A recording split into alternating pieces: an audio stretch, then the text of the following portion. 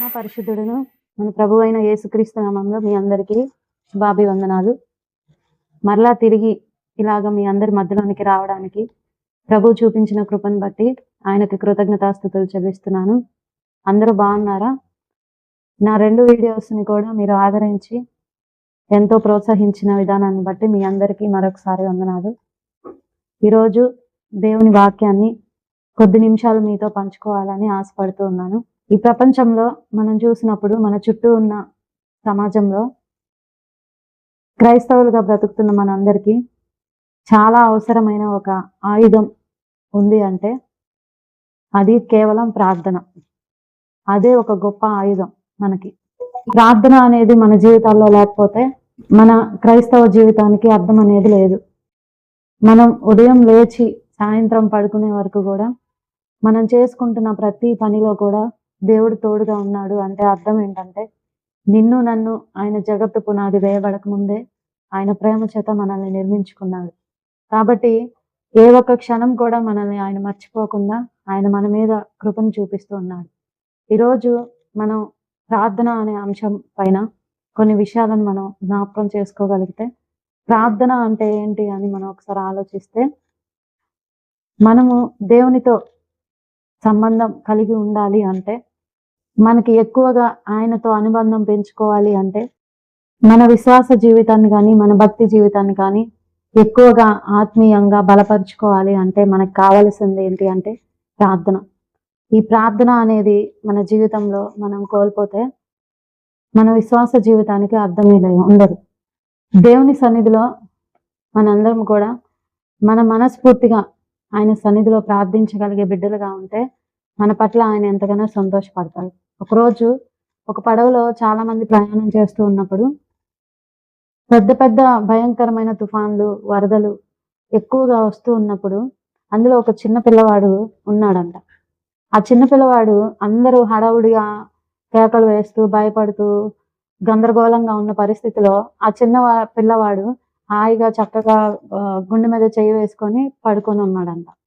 అక్కడున్న వాళ్ళందరూ ఆశ్చర్యపడి, ఏంటి వీడు, మేమందరం ఇంత భయపడుతున్నామే, ఇంత గందరగోళంగా ఉన్నామే, వీడేంటి అసలు కదలకుండా ఇలాగే ఉండిపోయాడు, హాయిగా ఉన్నాడు, ఏ భయము లేకుండా ఉన్నాడు అని చెప్పి అక్కడున్న వాళ్ళందరూ ఆశ్చర్యపోయి ఆ పిల్లవాడిని అడుగుతా ఉన్నారంట. ఏమనంటే, బాబు ఇదిగో వరదలు వస్తున్నాయి, భయంకరమైన తుఫాన్తో మనందరం గలిబిలైపోతా ఉన్నాం, నువ్వెందుకు ఇంత ప్రశాంతంగా ఉన్నావు అంటే, అప్పుడు ఆ పిల్లవాడు చెప్తున్న సమాధానం ఏంటి అంటే, నేనెందుకు భయపడాలి, ఈ పడవ నడుపుతున్న ఈ ఓడ నడుపుతున్న వ్యక్తి ఎవరో కాదు, నా తండ్రే అని చెప్పాడంట. దేవునికి స్తోత్రం కలుగును గాక. అంటే ఇక్కడ మనం నేర్చుకోవాల్సిన విషయం ఏంటి అంటే, మనం ఎప్పుడైతే ప్రభువు మీద ఆధారపడతామో, ఎప్పుడైతే మన భయాలను, మన కష్టాన్ని, మన సమస్యని, మన ప్రతి బాధల్ని కూడా ఆయన మీద మోపి ఉన్నాడు అనే ఒక ధైర్యంతో మనం బ్రతుకుతామో, అప్పుడే ప్రభు మనకి తోడుగా సహాయం చేయగలిగిన వాడుగా ఉంటాడు. ఎందుకంటే మనం ఎప్పుడైతే ఆయన మీద ఆధారపడి ప్రతి విషయానికి భయపడకుండా ఎప్పుడైతే ఆయనను కలిగి మనం జీవిస్తామో, దేవుని మీద ఆధారపడి ప్రార్థన చేయడం మనం ఎప్పుడైతే నేర్చుకుంటామో, మనకున్న ప్రతి సమస్యని, ప్రతి కష్టాన్ని, ప్రతి బాధని ఆయన మీద వేసి మనం ఎప్పుడైతే ఆయన వైపు చూడగలుగుతామో ఖచ్చితంగా ప్రభు మనకి సహాయం చేసేవాడిగా ఉన్నాడు. ఎందుకంటే బైబిల్లో చూడగలిగితే ప్రార్థన అనేది కేవలం మాట మాత్రమే కాదు, ఆయనతో మనకున్న సంబంధాన్ని బలపరిచేదిగా మనం చూడగలము. అంతేకాకుండా మన హృదయాన్ని దేవుని సన్నిధిలో మనస్ఫూర్తిగా కన్నీటి ప్రార్థన చేయగలిగితే, మన హృదయాన్ని ఆయన సన్నిధిలో అర్పింపగలిగితే అది ధన్యకరంగా ఉంటది. ఎందుకంటే మనం ఎప్పుడైనా సరే ప్రార్థన చేస్తున్నాము అంటే అర్థం ఏంటంటే, మనకున్న ప్రతి బాధని కూడా దేవుని సన్నిధిలో మొరపెడుతున్నాం, ఆయన చేతికి మన సమస్యను అప్పచెప్తున్నామని అర్థం అన్నమాట.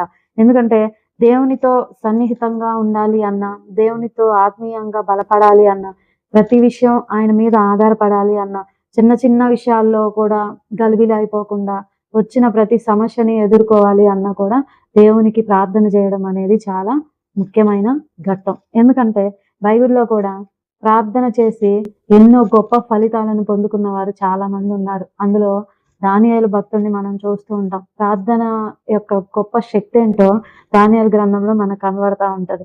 దానియేలు గ్రంథంలో మనం ఒకసారి చూసినట్లయితే దానియేలు గారు చేసిన ప్రార్థన ఒక గొప్ప మంచి ఉదాహరణ మనకి.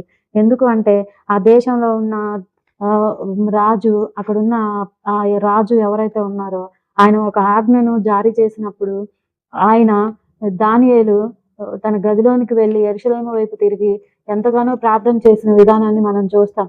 అయితే ఎక్కడా కూడా రాజు ఆజ్ఞను శిరసావహించకుండా, ఎప్పుడైతే ఆయనకు భయపడకుండా దేవునిపై ఆధారపడడం నేర్చుకున్నాడో దానియేలు, గొప్ప సంఘటన తన జీవితంలో జరిగినట్టుగా మనం చూస్తాం. సింహాల బోనులో వేసినప్పుడు కూడా దానియేలు యొక్క ప్రార్థనను బట్టి, దానియేలు యొక్క ఆ యొక్క సేవను బట్టి, అతను దేవునికి ఎంత నమ్మకంగా ఉన్నాడో దానిని బట్టి దేవుడు అతనిని కాపాడిన వాడుగా ఉన్నాడు సింహపు బోనులో నుండి. ఆయన ఎప్పుడు కూడా యెరూషలేము వైపు తిరిగి ప్రార్థన చేసే వ్యక్తిగా ఉన్నాడు. ఎందుకంటే మనం ఒకసారి ఆలోచిస్తే దానియేలు ఈ శాసనాన్ని పట్టించుకోకుండా యథావిధిగా దేవునికి ప్రార్థన చేయడం మొదలుపెట్టాడు. ఈ విషయం రాజుకు చెప్తే రాజు నిబద్ధంగా ఉన్న తప్పని పరిస్థితిలో దానియేలుని సింహాల గుహలో పడేశారు. అప్పుడేం జరిగింది మనందరికీ తెలుసు. కానీ దేవుడు ఆయనని కాపాడాడు.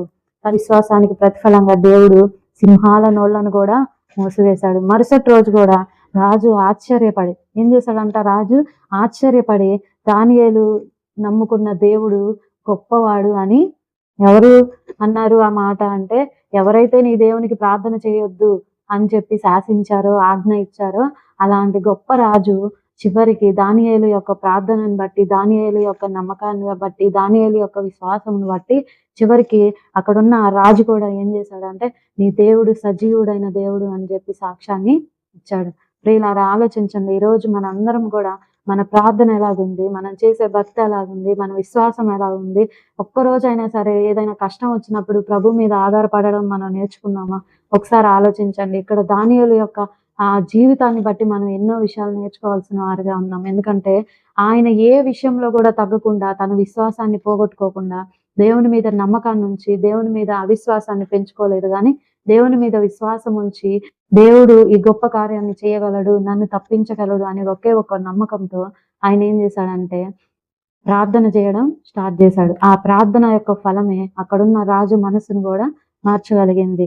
అయితే దానియేలు యొక్క ప్రార్థన శక్తి మనం ఎలా చూడొచ్చు అంటే, దానియేలు గ్రంథం 6వ అధ్యాయం 10వ వచనంలో దానియేలు ఆ శాసనమును రాయబడిన తెలుసుకొని తన ఇంటికి వెళ్ళి యెరూషలేము వైపు తలుపులు తెరిచి ఉన్న తన మేడగదిలోనికి వెళ్ళి ముందుగా చేసుకున్నట్టు రోజుకు ముమ్మారు మోకాల్లోని ప్రార్థించెను. దేవునికి స్తోత్రం కలుగును గాక. ఎన్నిసార్లు ప్రార్థించాడంట? దానియేలు ముమ్మారు ప్రార్థించాడంట. మనం రోజుకి ఎన్నిసార్లు ప్రార్థన చేస్తున్నామండి? ఉదయం లేచిన దగ్గర నుండి సాయంత్రం పడుకునే వరకు మన ప్రార్థన ఎన్నిసార్లు ఉంటది? ఉదయం ఒకసారి, లేకపోతే సాయంత్రం ఒకసారి. కానీ ఇక్కడ దానియేలు ఎన్నిసార్లు చేశాడంట? రోజుకి ముమ్మారు ప్రార్థన చేసినట్టుగా మనం చూస్తాం.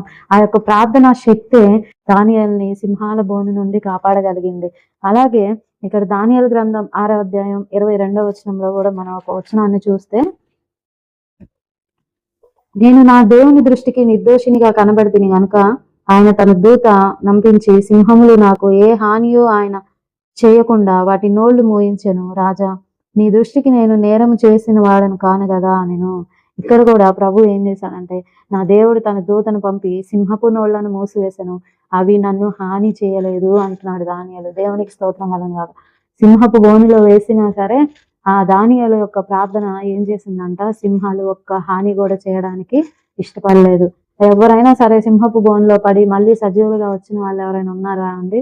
ఎవరు లేరు. కానీ దానియేలుని దేవుడు కాపాడాడు. ఎందుకు కాపాడాడంటే ఆయన యొక్క సేవ, పరిచర్య, ఆయన నమ్మకత్వం, విశ్వాసం, భక్తి, దేవుడు అంటే భక్తి, ఇవన్నిటిని బట్టి కూడా ఆయన మీద ఆధారపడే విధానాన్ని బట్టి కూడా దానియేలుని ప్రభు కాపాడినట్టుగా మనం చూస్తూ ఉంటాం. అలాగే ఇంకొక అంశం మనం జ్ఞాపకం చేసుకున్నట్టయితే, ప్రార్థనలో స్థిరత్వం కలిగి ఉండాలి. మనందరం కూడా ఎలాగుండాలి? ప్రార్థనలో స్థిరత్వం కలిగి ఉండాలి. ఈ ప్రార్థనలో స్థిరత్వం కలిగి ఉండాలి అనే విషయానికి వస్తే, కొత్త నిబంధన గ్రంథంలో 1 తెస్సలోనికీయులకు రాసిన పత్రిక 5వ అధ్యాయం 17వ వచనం చూస్తే, మనం ప్రతి విషయమునందును కృతజ్ఞతాస్తుతులు చెల్లించుడి, అంతకంటే ముందు ఎల్లప్పుడూ సంతోషంగా ఉండడి, ఎడతెగక ప్రార్థన చేయండి. ఏం చెప్పాడండి? ఎడతెగక నిరంతరం ప్రార్థన చేయాలంటమాట. ఎందుకంటే ప్రార్థన అనేది ఎంత గొప్పదో అది రుచి చూసిన వారికి మాత్రమే తెలుస్తుంది. ప్రార్థన చేయడం అంటే చాలా మంది విసుగ్గా ఉంటది. ఎందుకంటే ఏం రోజు ప్రార్థన ఏంటి, ప్రార్థన ఏంటి అని. కానీ ప్రభు చెప్తున్నాడు, ఎడతెగక ప్రార్థన చేయండి. ఎందుకంటే ఆ ప్రార్థన ఎంత బలమైనదో, ఆ ప్రార్థన ఎంత శక్తివంతమైనదో, ఆ ప్రార్థన ఎంత విజయాన్ని ఇస్తుందో మనకి అనుభవించిన వారికి చాలా బాగా తెలుస్తుంది.